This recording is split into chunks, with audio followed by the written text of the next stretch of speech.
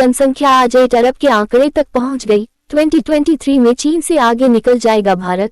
UN संयुक्त राष्ट्र के एक अनुमान के अनुसार मंगलवार को कहीं जन्म लेने वाला बच्चा दुनिया का 8वां अरबवां व्यक्ति होगा।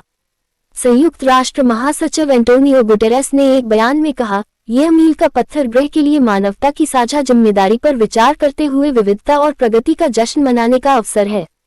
संयुक्त राष्ट्र मानव विकास को विकास का श्रेय देता है, जिसमें लोग लंबे समय तक जीवित रहते हैं। सार्वजनिक स्वास्थ्य, पोषण, व्यक्तिगत स्वच्छता और चिकित्सा में सुधार के लिए धन्यवाद। यह उच्च प्रजनन दर का भी परिणाम है, विशेष रूप से दुनिया के सबसे गरीब देशों में, जिनमें से अधिकांश उप सहारा अफ्रीका में है, अपने विकास लक्ष्यों को खतरे में डाल रहे हैं।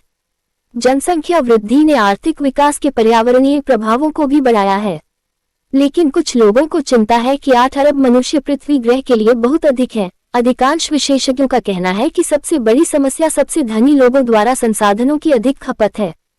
संयुक्त राष्ट्र जनसंख्या कोष की प्रमुख नतालिया कनेम ने कहा, कुछ लोग चिंता व्यक्त करते हैं कि हमारी दुनिया अधिक आबादी वाली है। मैं यहाँ स्पष्ट रूप से कहने के लिए हूँ कि मानव जीवन की विशाल संख्या डर का कारण नहीं है। रॉकफेलर विश्वविद्यालय की जनसंख्या की प्रयोगशाला के जोएल कोहेन ने एएफपी को बताया कि पृथ्वी कितने लोगों का समर्थन कर सकती है। इसके दो पहलू हैं, प्राकृतिक सीमाएं और मानव विकल्प। हमारी पसंद के परिणाम स्वरूप मनुष्य कहीं अधिक जैविक संसाधनों का उपभोग करते हैं, जैसे कि वन और भूमि ग्रह की तुलना में हर साल पुनः उत्पन्न हो सकते हैं। उदाहरण के लिए, जीवाश्म ईंधन की अत्यधिक खपत अधिक कार्बन डाइऑक्साइड उत्सर्जन की ओर ले जाती है, जो ग्लोबल वार्मिंग के लिए जिम्मेदार है। हम मूर्ख हैं, हमारे पास दूरदर्शिता की कमी है। हम लालची हैं, हमारे पास मौजूद जानकारी का हम उपयोग नहीं करते हैं।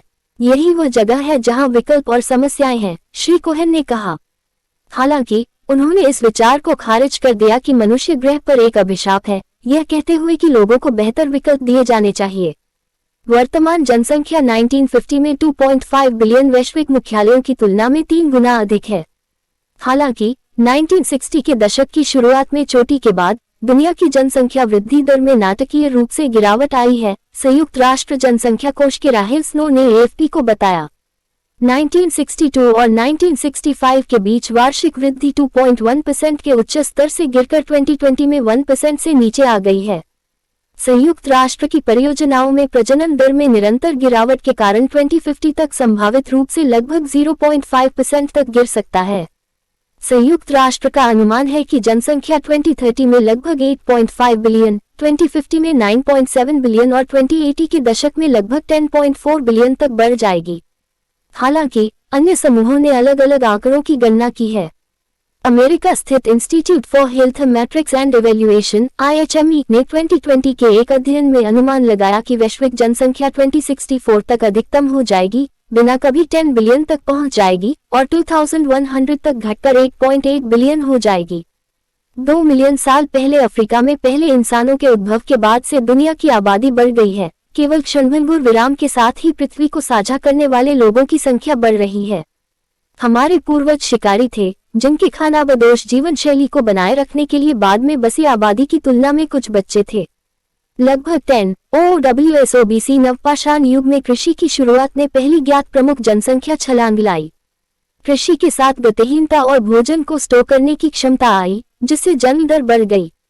French institute for demographic studies के अनुसार 10 OWSOBC में लगभग 6 मिलियन से वैश्विक जनसंख्या 2000 ईसा पूर्व में 100 मिलियन और फिर पहली शताब्दी ईस्वी में 250 मिलियन हो गई।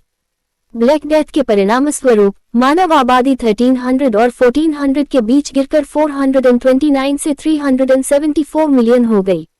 अन्य घटनाओं जैसे जस्टिनियन का प्लेग, जिसने 541 to 767 से 2 शताब्दियों में भूमध्य सागर को मारा, और पश्चिमी यूरोप में प्रारंभिक मध्य युग के युद्धों ने भी पृथ्वी पर मनुष्यों की संख्या में अस्थायी गिरावट का कारण बना। शताब्दी से आधुनिक चिकित्सा के विकास और